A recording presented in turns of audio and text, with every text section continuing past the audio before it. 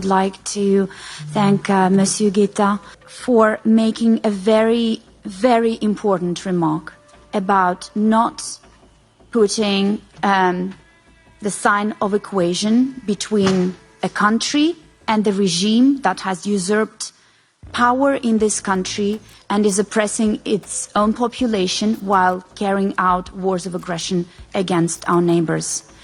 This is something that my husband, Vladimir Putin, whose work I continue while he is unable to do that, has been saying for years.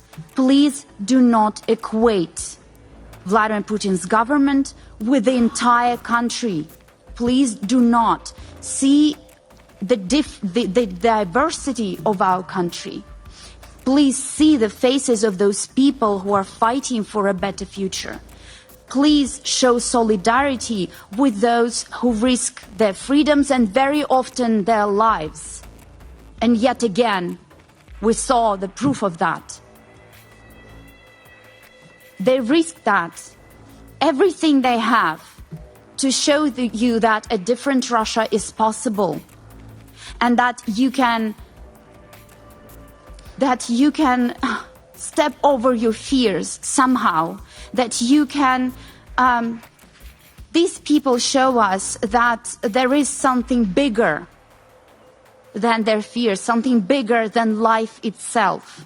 Please stand with them and show solidarity with them, because the only guarantee of peace and stability on this continent is a democratic Russia. There is no other way. For as long as there is some kind of a regime in Russia, warmongering will continue and repression will continue, and no one will ever feel safe on this continent. We are fighting for a democratic Russia that will be living peacefully with its own citizens, respecting the rights of its own citizens and respecting the rights of its neighbors. Stand in solidarity with us. Help us achieve this goal so that we can achieve that long-lasting peace and stability. Ms. Karamurza, and now Mr. Milov for 2 minutes. Thank you very much, and thank you for all your warm words of solidarity. We know that these are more than just words, and you, the European Union, the European Parliament have done so much already to counter Putin's regime and its aggression against Ukraine, but we clearly see, in the light of the recent events and the murder of Alexei Navalny, that more needs to be done. And I wanted to convey, after Navalny was murdered, I literally received like tens of thousands of messages from people across Russia who really want to see solidarity from the free world, and first and foremost Europe, free and democratic Europe, solidarity with those Russians who don't want dictatorship, who don't want oppression, they don't want war. And there are many of those. You've seen people laying flowers. You also have seen huge lines and queues in support of the presidential candidate Boris Nadezhdin, who was not allowed to run. That was the only candidate who promoted the message to end the war. People were lining up to support him. There were no lines to be drafted to fight in Ukraine inside Putin's army. Putin has to hunt for draftees. But to end the war, people are lining up. They really want to hear that message of solidarity, and they want to see strong and tough action on part of the European Union to give Putin a clear signal that he won't get away with what he's doing and with the murder of Navalny. It's pretty clear. We already have been saying what needs to be done. We just hope for your action, and that the words of solidarity will transform into something specific, and we're always here to help and provide you best advice on what exactly needs to be done. Thank you. Thank you. Mr. Volkov, are you still connected? Then I give the floor to you now. Thanks a lot for your interventions and for the respect for Navalny's work and legacy. We, on our side, his friends, his team, will do whatever possible to make his legacy live through work. Navalny always said, you don't have to be devastated, you don't have to be You don't have to stop working. Everyone has to do something every day. Not maybe something huge, but nothing is not an option.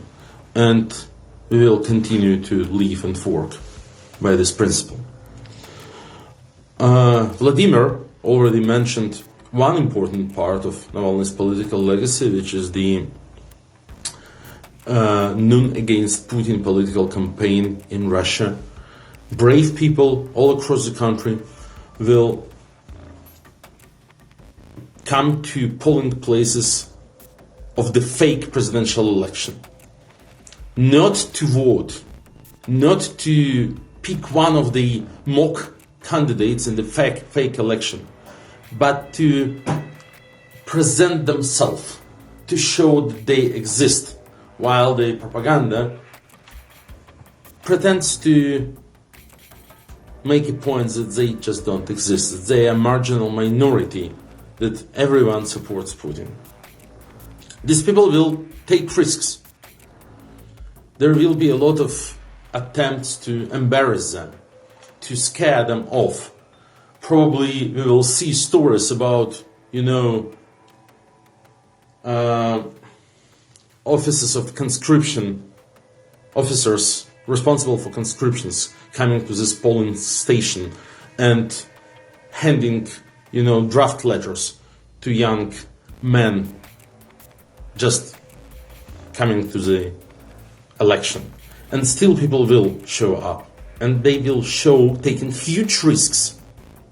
One important thing, that Putin is not Russia, and Russia is not Putin. So what we ask for is respect for this idea, which was Alexei Navalny's probably main political idea, that Russia can be a decent, normal European country, that Russians are not different from Europeans, despite everything that Putin is trying to prove. And Mr. Volkov, may I ask you to conclude? Yeah, and this idea has very simple consequences. Don't recognize Putin as Russia's legitimate president or representative. Help Russians who are fighting against him, both inside the country and abroad. That's it. Thank you. Ms. Karamurza, Mr. Milov, Mr. Volkov, thank you so much for attending today's joint meeting of the Foreign Affairs Committee and our Subcommittee on Human Rights. Since we're running late, let me just say that we will continue to support the Russian opposition in its fight for justice, freedom and peace, and we will continue to urge Russia to immediately and unconditionally release all political prisoners. Among some of the names we have been listening to have been mentioned today. So, colleagues, we will continue monitoring the situation in Russia in the coming weeks and months closely, and I will now conclude this item. Thank you once again for attending our session.